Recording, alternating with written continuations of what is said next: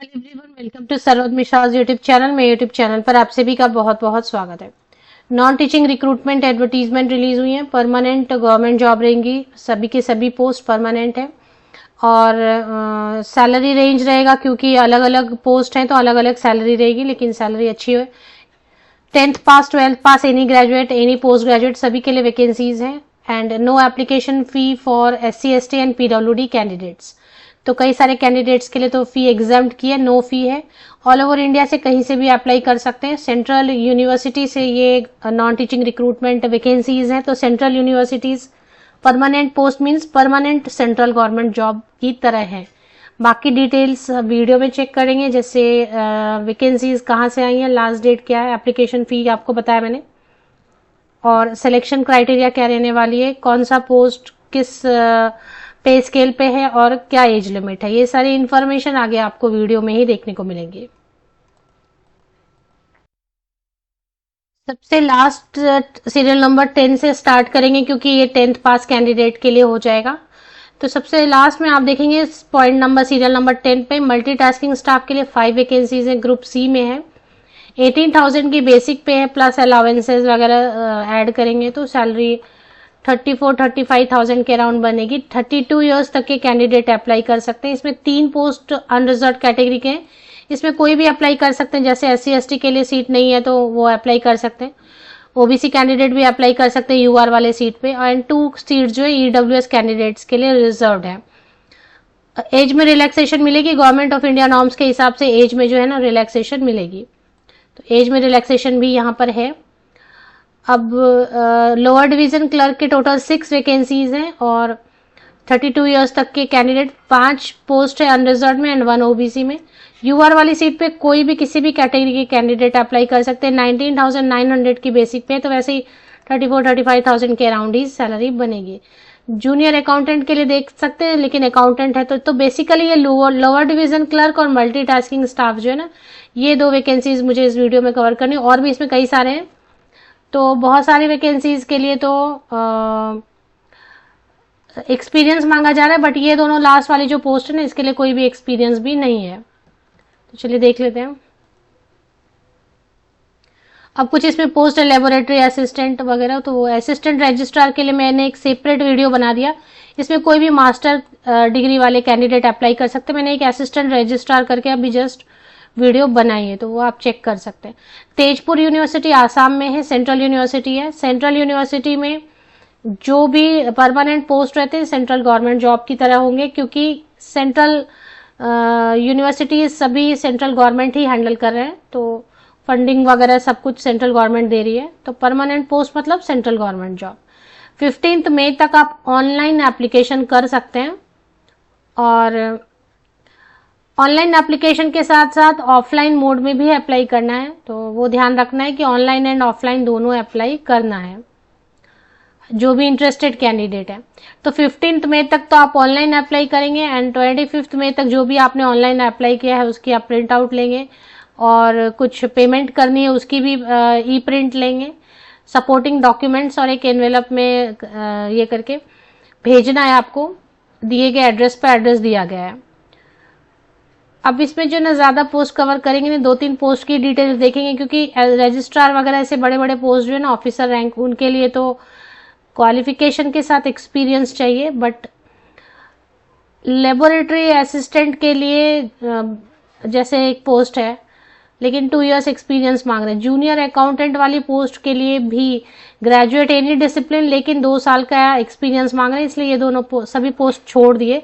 सिर्फ जो है ना अपर डिवीजन क्लर्क की एक ही पोस्ट है, 2 साल एक्सपीरियंस मांग रहे हैं, तो बस ये लास्ट का 2 पोस्ट ही देखना है। Lower division clerk 6 post and multitasking staff 5 vacancies. तो लोअर डिवीजन क्लर्क के लिए bachelor degree, graduation any subject मांग रहे हैं, एनी ग्रेजुएट, एनी परसेंटेज का कोई प्रॉब्लम है नहीं, सब्जेक्ट का कोई प्रॉब्लम नहीं है, किसी भी सब्जेक्ट से आपने बस ग्रेजुएशन कर लिया है कंप्लीट, और परसेंटेज की प्रॉब्लम नहीं है। दूसरी चीज क्या, कोई सर्टिफिकेट एक्स्ट्रा मांग नहीं रहे हैं, कोई भी सर्टिफिकेट नहीं मांग रहे हैं एक्स्ट्रा, बस आपकी टाइपिंग की स्पीड होनी चाहिए हिंदी में या फिर इंग्लिश में, और कंप्यूटर, थोड़ा बेसिक कंप्यूटर का नॉलेज होना चाहिए।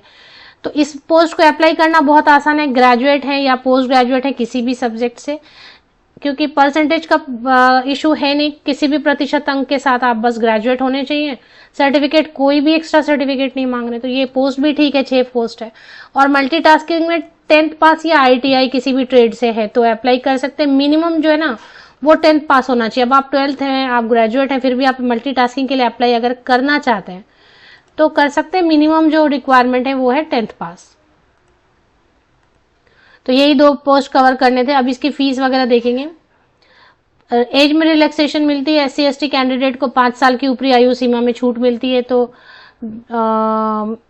And OBC non creamy layer को 3 इयर्स की, PWD कैंडिडेट को 10 इयर्स की एज में रिलैक्सेशन मिलती है। सभी पोस्ट के लिए ना 500 रुपीज, केवल रजिस्ट्रार के लिए 1000 है, बाकी जितने भी पोस्ट नीचे वाले जितने भी पोस्ट थे ना उनके लिए 500 रुपये फीस है। And SC ST PWD candidate के लिए कोई भी फीस नहीं है। तो यहाँ पर जो है ना SC ST PWD कैंडिडेट के लिए कोई फी नहीं है, बाकी जो है आपको 500 रुपीज फीस देनी है, लेकिन फी नॉन रिफंडेबल होगी। एक बार आप फी पेमेंट कर देते हैं तो रिफंड नहीं मिलेगा। और इनकी रिक्रूटमेंट प्रोसेस का किसी भी सेंट्रल यूनिवर्सिटी या स्टेट यूनिवर्सिटी की रिक्रूटमेंट प्रोसेस का कुछ पता नहीं होता है। कई बार बहुत क्विकली करते हैं, तुरंत 1 2 3 महीने में, और कई बार इनके सालों साल चलते रहते हैं प्रोसेस, रिक्रूटमेंट खत्म ही नहीं होती। तो ये सब रिस्क रहता है थोड़ा। ये पेमेंट के लिए इन्होंने अलग से फिर दे के रखा है ऑनलाइन बैंक ट्रांसफर के लिए। तो जो आप ऑनलाइन अप्लाई करेंगे उसकी रिसिप्ट लेनी है, प्रिंट लेनी है। इस रिसिप्ट को, ई रिसिप्ट को भी लेना है आपको प्रिंट, और दिए गए एड्रेस पे आपको भेज देना है। After submission of online application in the portal, तो तेजपुर यूनिवर्सिटी आसाम में है, ऑल ओवर इंडिया से कैंडिडेट अप्लाई कर सकते हैं।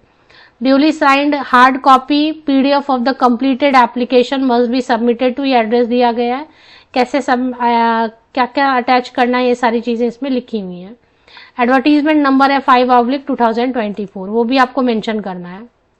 अब इन्होंने ये प्रोसेस, रिक्रूटमेंट प्रोसेस में स्किल टेस्ट होगा, क्योंकि लोअर डिवीजन क्लर्क है या मल्टीटास्किंग है तो स्किल टेस्ट होगा।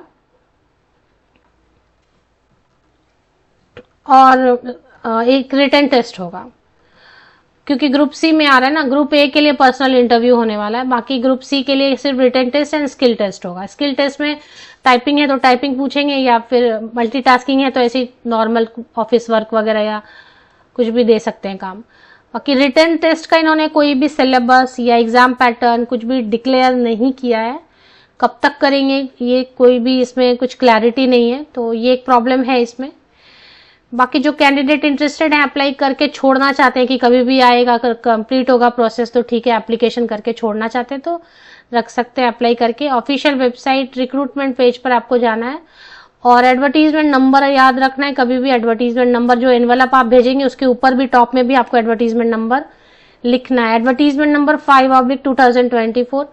ये ऑनलाइन एप्लीकेशन 15 मई तक आप कर सकते हैं। ऑनलाइन अप्लाई करने के लिए ये जो PDF आप ओपन करेंगे, इसी PDF में एक लिंक दिया हुआ ऑनलाइन एप्लीकेशन के लिए।